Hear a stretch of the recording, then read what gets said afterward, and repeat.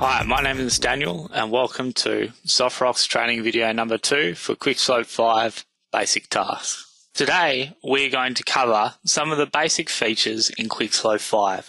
Quikslope5 was designed to be an effective and user-friendly tool for the analysis of slope monitoring data. This is one video of a series that we'll be rolling out designed to give you a complete reference guide to using your Quikslope5 software.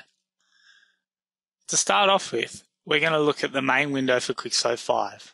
When you first load Quikslope5, this is the screen that you'll come to. Now, to look at all the features of the main window, you need to load one of the graphs.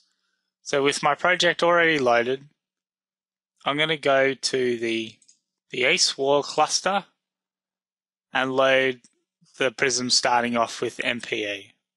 Now I'm going to graph it. And now this gives me a graph that we can look at with the full features available for Quikslope5.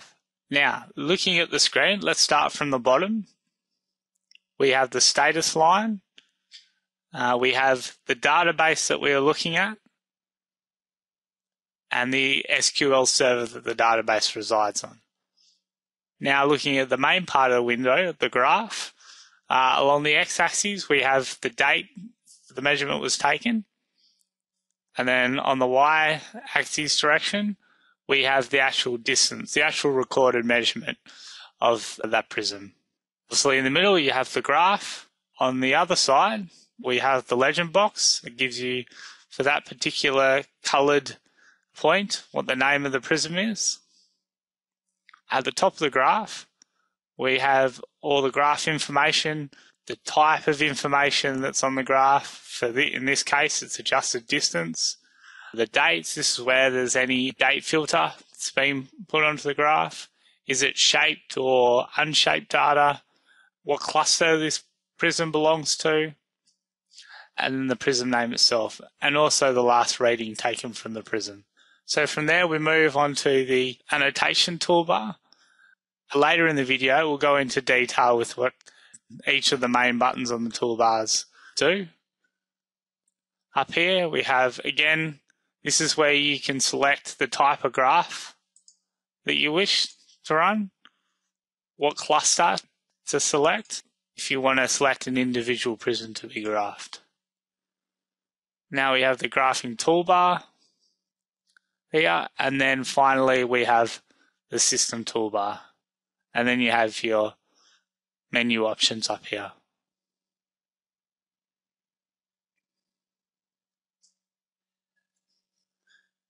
Now we're going to look at how you can check the version of the software that you're using, and also the license of the software, when it's valid to, and who the license is attached to. Now, to have a look at this, you just need to go up to the help menu and select About.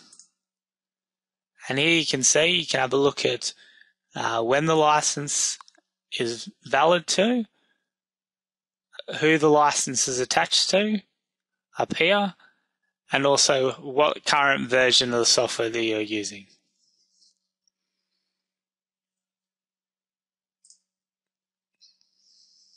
Now we're going to give you a quick overview of project administration, mainly how to create a new project, editing the settings of an existing project, and changing to a different project. There's two ways in which to do this. We have some shortcut icons up on the system toolbar. This one to edit the project settings, this one to change to another project, and this one to create a new project. You can also do this under the project menu, where you have, again, the same three options: change project, create a new project, and edit project.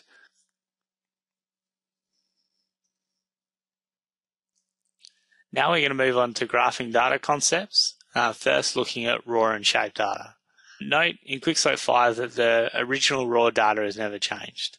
When you're looking at raw data, you're looking at data that has no changes made. Individual spike points can be flagged as invisible, and steps in the data can be flagged as invisible as well. We call this change data shaped data.